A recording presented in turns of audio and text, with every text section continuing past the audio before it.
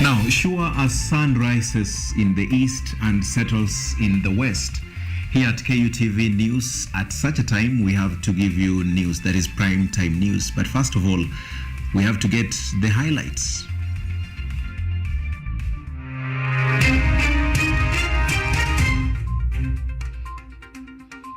KDF loses gallant soldiers as copter comes down and crashes in the Boni forest during a Monday night squad surveillance operation.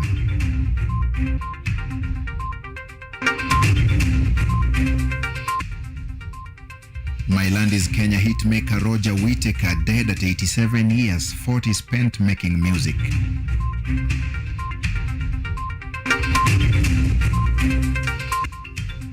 Communications Authority Director General Ezra Chiloba shone the door for mismanaging staff mortgage scheme, says board.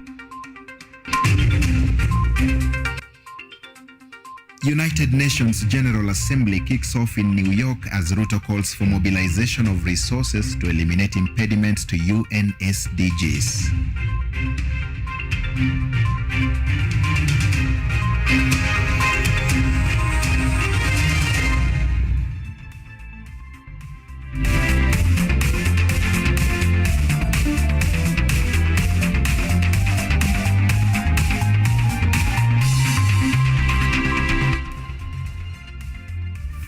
We have those top stories and many more stories cutting across several fields that we'll be giving you in the next 1 hour or so.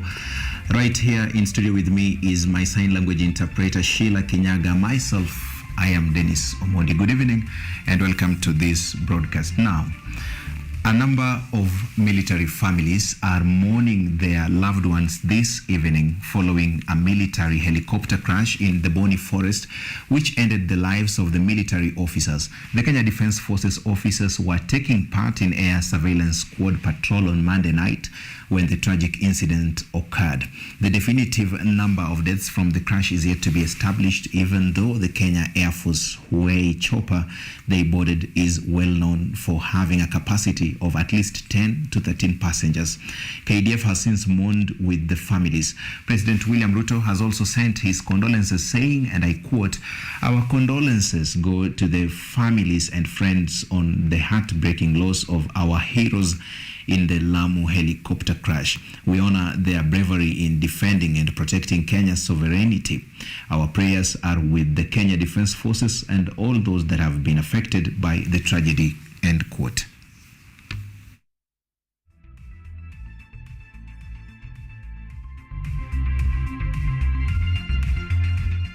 Now, still on yet another sad story is that Roger Whittaker, the artist behind the hit song My Land is Kenya, has passed on. The Kenyan-born songwriter died of a stroke at the age of 87 while receiving treatment in France. Roger started his music career in 1965 and retired in 2012 after a 40-years-long successful music journey, selling over 60 million of his records worldwide. The deceased has been mourned by Kenyan leaders, including the Prime Cabinet Secretary Musalia Mudavadi, who termed Roger as a musician who played a significant role in promoting Kenya as a breathtaking tourist destination.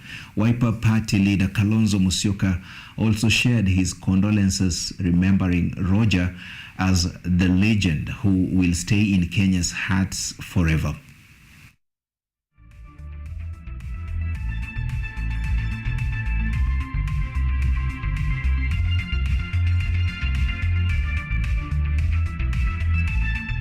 Now may the good Lord rest their souls in peace.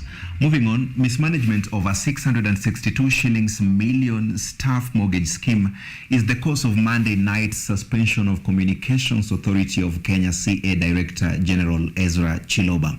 This is according to a memo from the board chairperson Mary Mungai, who has listed 6 reasons, among them defaults to the tune of 28.9 million shillings for mortgages approved and granted without consideration of the employee's contract terms. Yvonne Kemoma tells us more.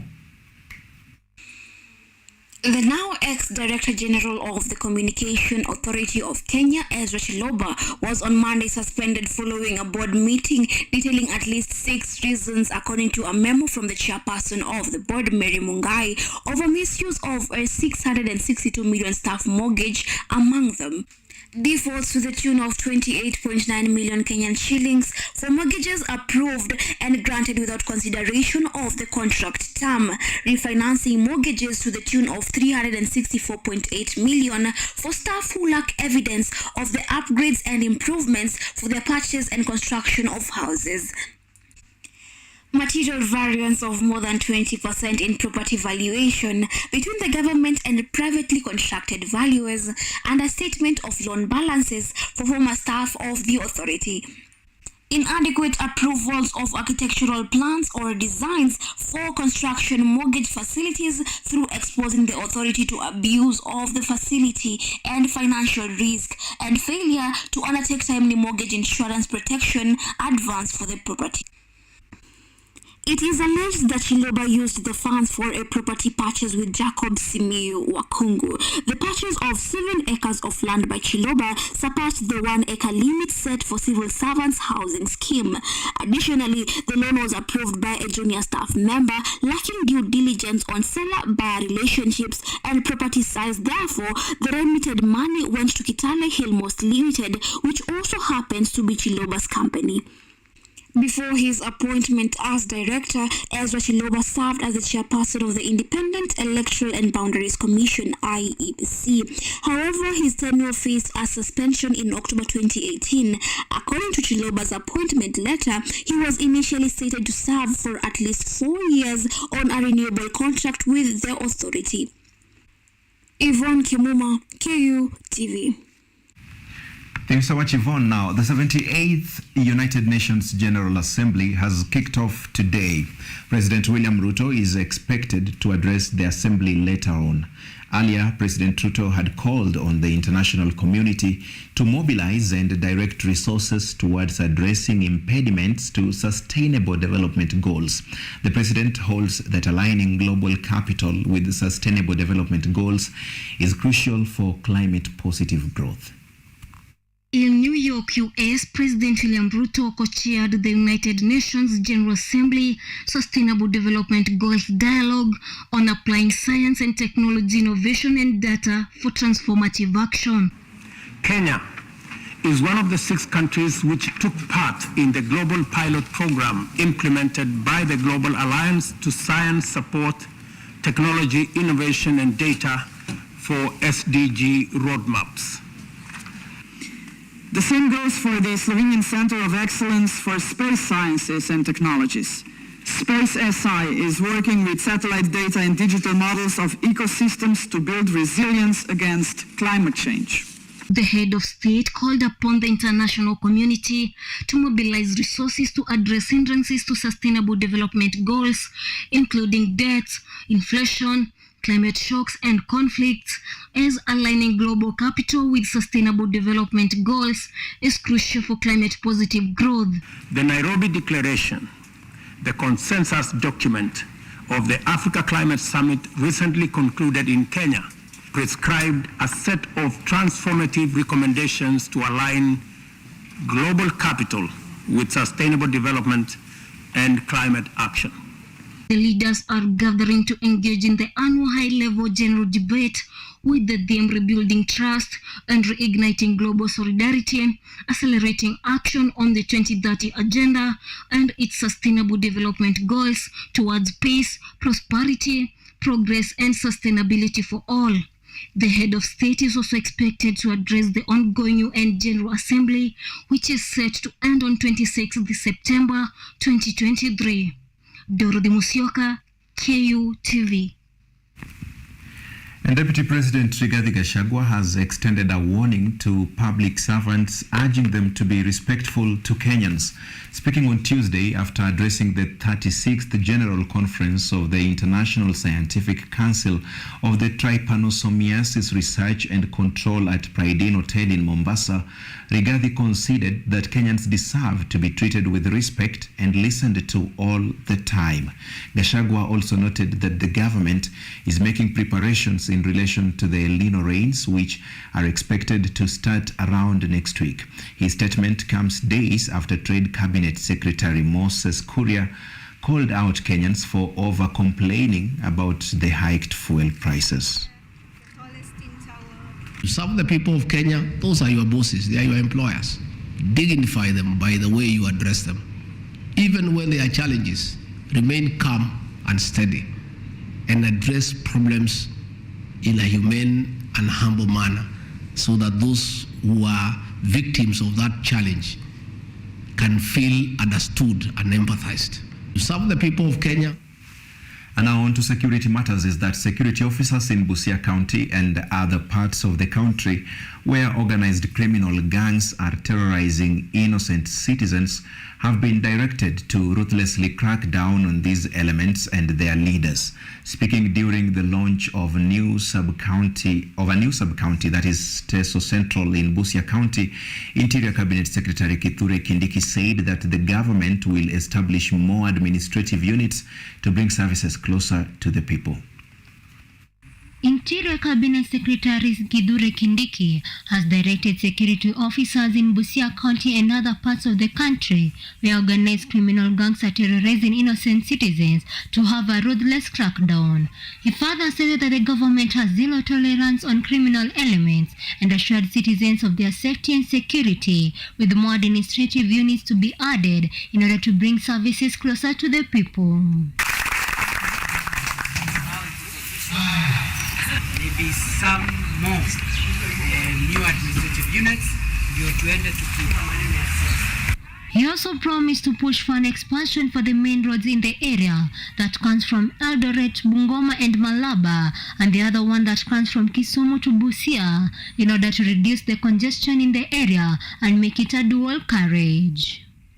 Nimeona kuna msongamano mkubwa wa magari pale, na hiyo inatatiza biashara hapa. Kwa hivyo mimi nikitoka hapa naenda kusukuma kuharakishwa kwa kupanuaji wa barabara kuu ambayo ya kwanza ni ile inatoka Eldoret Bungoma kwenda Malaba, na vile vile ile ingine ya kutoka pale Kisumu kwenda mpaka Busia, iwe ni barabara dual carriage.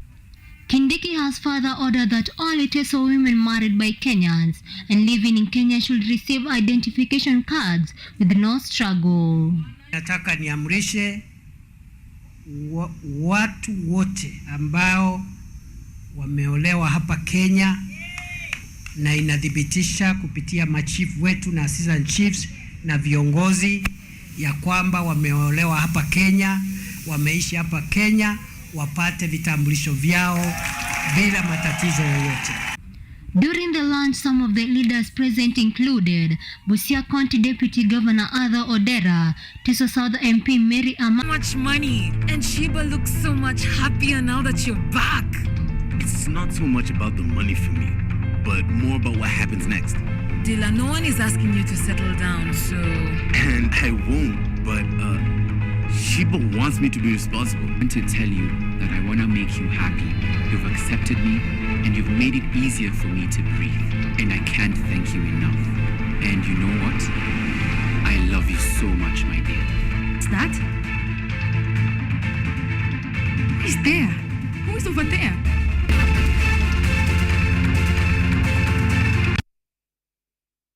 Lola is an app that gives you a chance to watch videos, listen to audios, and read articles wherever you are for free. Motivational stories, dramas, campus life, technology, lifestyle, adventure, sports, academics, jobs, entertainment, and more. Download Lola now on Play Store. All you need, you got Lola. Fashionistas, get ready to level up your style game.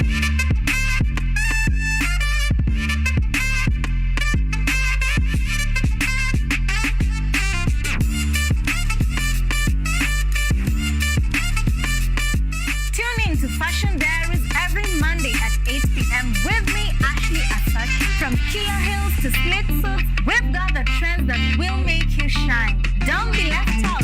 Join us for a fashion-filled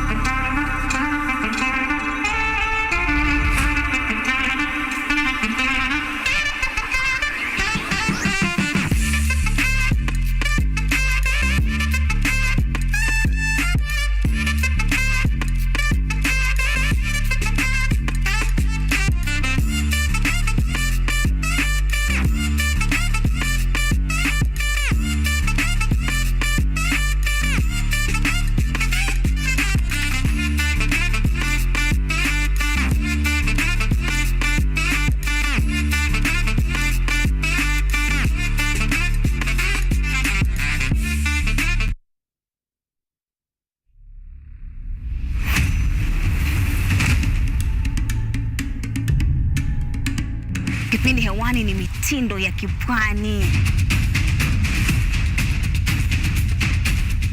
Kama ilivyo kipindi hiki kinahusu nyimbo za tarab, chakacha, midwara, midundiko, bila kusahau mapishi. Ambao ndio uti wa mgongo wa pwani ya Afrika Mashariki. Jamani, swahibu zangu mliopo maskani, hatuonani wenzangu, najua mwanitamani. Hapa Kutv, nahodha mwendesha chombo cha baharini, yani ua linalunukia na kuvutia waridi tamu.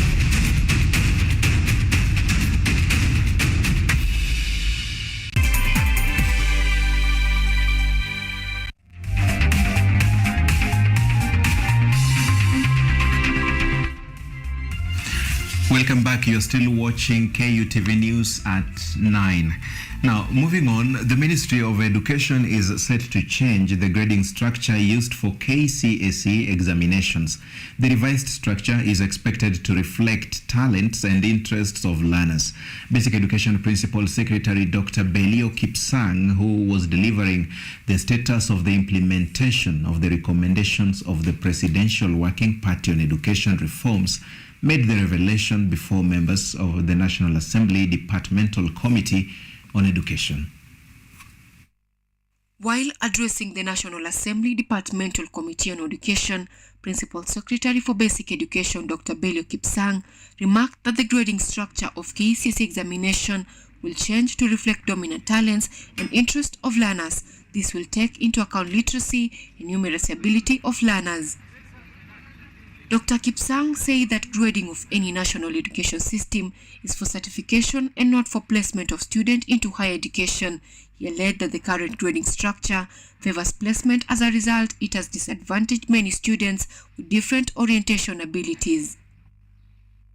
The report by Presidential Working Party on Education reforms had recommended a review in grading system to conform international standards. The PA stated that the proposal will allow overall grading of learners to include 5 base subjects instead of grading them across subject clusters. He also outlined that the government wants to make national government administration offices part of county education board system to ensure that regulations and instructions are enforced and that harmony is established in an environment with different cultures. The briefing held in Mombasa was led by Deputy Chairperson of the National Assembly Departmental Committee on Education Malu Injendi, as Dr. Belio Kipsang represented Education Cabinet Secretary Ezekiel Machogu in informing members about the status, roadmap and legislative proposals that will give effect to recommendations on the report by Presidential Working Party on Education reforms. Anyango Sylvia, KUTV. Now, under the theme of advancing technology in Africa towards presence of global state, the IEEE African event kick-started at the Kenya School of Monetary Studies today, bringing together world-class plenary speakers specializing in technology, innovation, and research. The event is said to benefit new innovators, particularly in Africa, in terms of receiving guidance from already established innovators and researchers. Edward Nyamu has that report. New technological innovators, particularly students in Kenya and startup enterprises, are said to benefit from the African conference held at Kenya School of Monetary Studies by receiving guidance from global researchers and innovators. According to Engineer Salim Musonye, the event organizer, the main aim of the event is to establish network and partnership between innovators and researchers in technology. This particular event, we are very big on research in terms of academia and innovation. We have more than 200 papers in which the participants will be sharing their areas of research, areas of innovation, and proposals for further development. The event, which has brought together hundreds of global experts and innovators, will enhance development of technological approaches and methodologies among startups. Students from Kenyatta University who will be showcasing their innovations in this afternoon and all through to Friday. And some of the awards or realizations that we have is in terms of collaboration.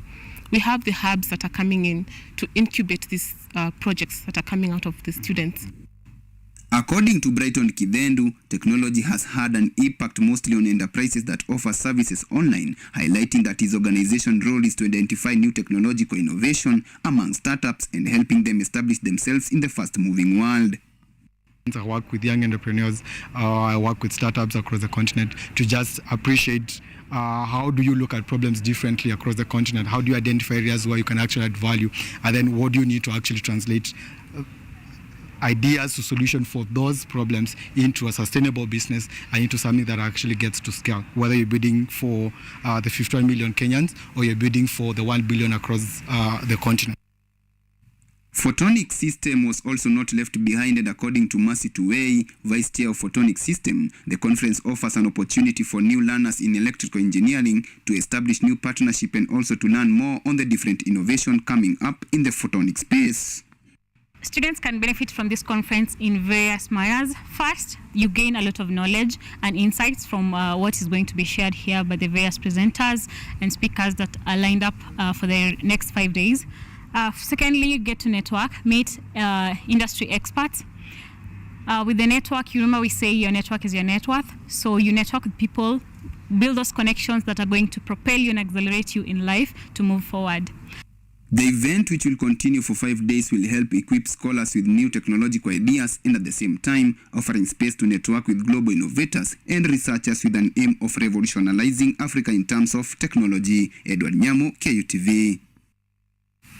And let us talk money now. The Kenya National Treasury has recorded a 5.5% economic growth in 2023 despite public concerns on high cost of living.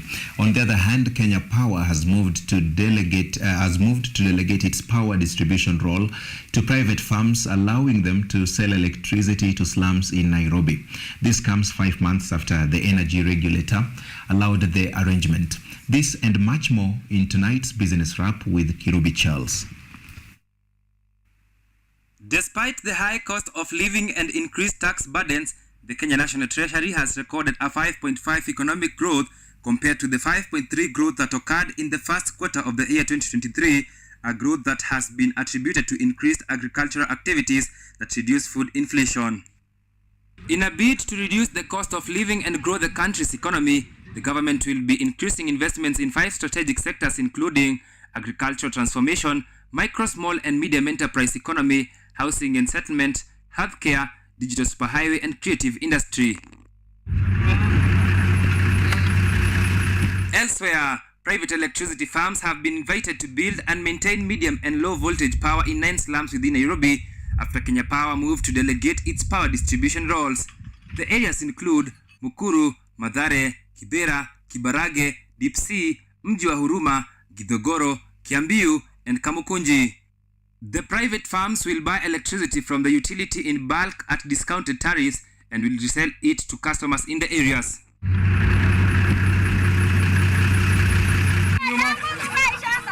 Meanwhile, the government of Kenya through the Ministry of Trade is set to ban the importation of shoes from next year. According to Trade CS Moses Kuria, the country can meet the demand for shoes production. Speaking in Rumuruti while presiding over the official launch of the state-of-the-art industry park ceremony, the CS said that the ban of the shoes importation would spur economic growth in the country. Mimi nitapira, rais amekubali na ametangaza mwaka ujao tunapiga marufuku kuleta viatu kutoka nje. Ndio nyinyi watu wa Laikipia mkuwe mko mbele. Yule mtu ambaye hataki kuvaa viatu ya Laikipia si atabebe miguu mtupu jamani. Ama namna gani? The CS called on parliamentarians to increase the shoe tax to 50% as a way to discourage the importation and encourage local trade of shoes. Charles Kirubi, KUTV. Now, away from that, Pastor Dorcas Rigathi has voiced her support for mental health awareness at the Storytelling for Mental Health Forum. Pastor Dorcas has called on Kenyans to support those battling mental illnesses, stressing the crucial role of family and understanding communities. My Afya Africa CEO Nancy Kihara has echoed her sentiments, emphasizing that mental health is a collective responsibility. The forum unites students, therapists, and stakeholders to address this pressing issue. to be okay. So when you're not okay, these are the... Mental health is not a personal issue, but a societal responsibility. If one of us is not affected, I am sure we have had an experience. And as we sit here in this hall today, we are not just as individuals, but we are a force driven by compassion, by empathy, and by profound commitment to address the silent crisis that is affecting all of us in one way or the other. It could be you, it could be someone you're relating with, or it could be someone that you work with. At one point, I was in KU, and because of circumstances at home, I wanted to commit suicide. Therefore, it is not only you, but many people are going through health. This mental health is real. But because of the many views that we have about it, and especially in Africa, our culture has not appreciated the matters of mental health. And therefore, when you find a quarreling mother, an angry parent, you find shouting sister, or we say they are mad, others we say they are bewitched. And we look for solutions outside, and we give excuses, and we say that those people, they have no redemption. But I have come today to tell you as a mother, there is hope. On that note, we take our second break. Sports news is coming up.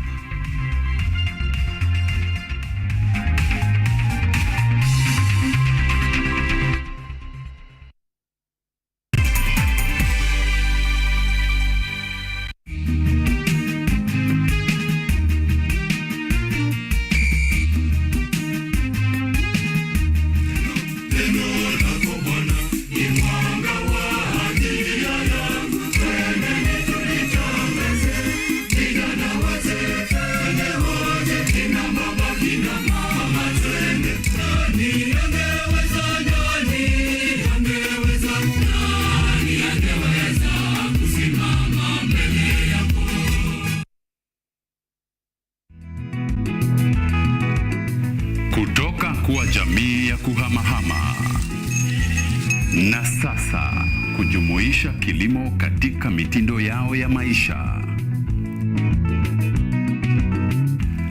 Kwenye toleo la kaunti ya Narok, hii ni Boresha Kilimo, kwani afya bora ni kilimo bora. Kwani kilimo ndicho huboresha maisha. Focus on Health is a show that creates awareness on matters health and informs you on various diseases, their causes, treatment, prevention, coping, and support. So join me, Bwari Michelle, every Thursday at 7:30 p.m. only on KUTV. You can also follow us on our social media platforms at KUTV Focus on Health on Facebook and also on YouTube, and Health Focus on Instagram, because your health is your wealth. Stay safe and stay healthy.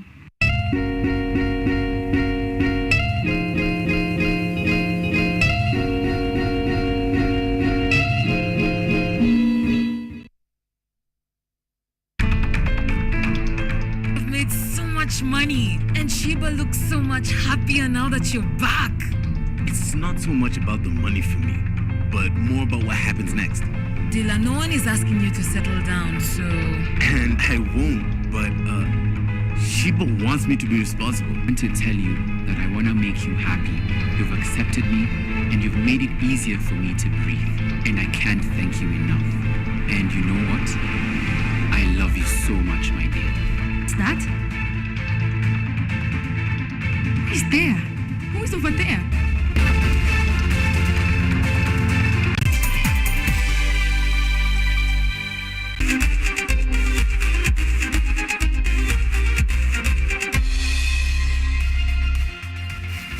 Okay, welcome back. It's time for us to get sporty now.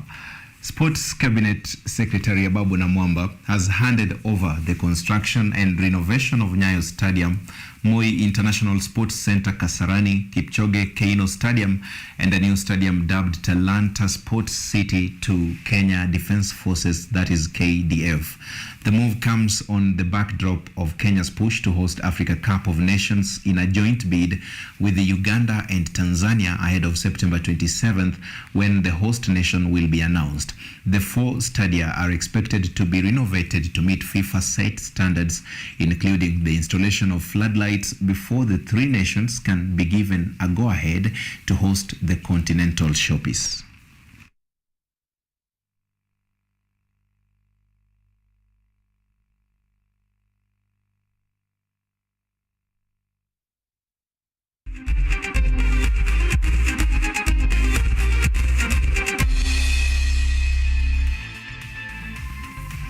Okay, that does it for KUTV Primetime News today. Thank you so much for choosing KUTV to get updated on what transpired throughout the day. My name is Dennis Omondi. Sign language interpretation has been well taken care of by Sheila Kinyaga. Until some other time, we wish you a nice time. That is on behalf of the whole team that made this broadcast a possibility or a success. Good night.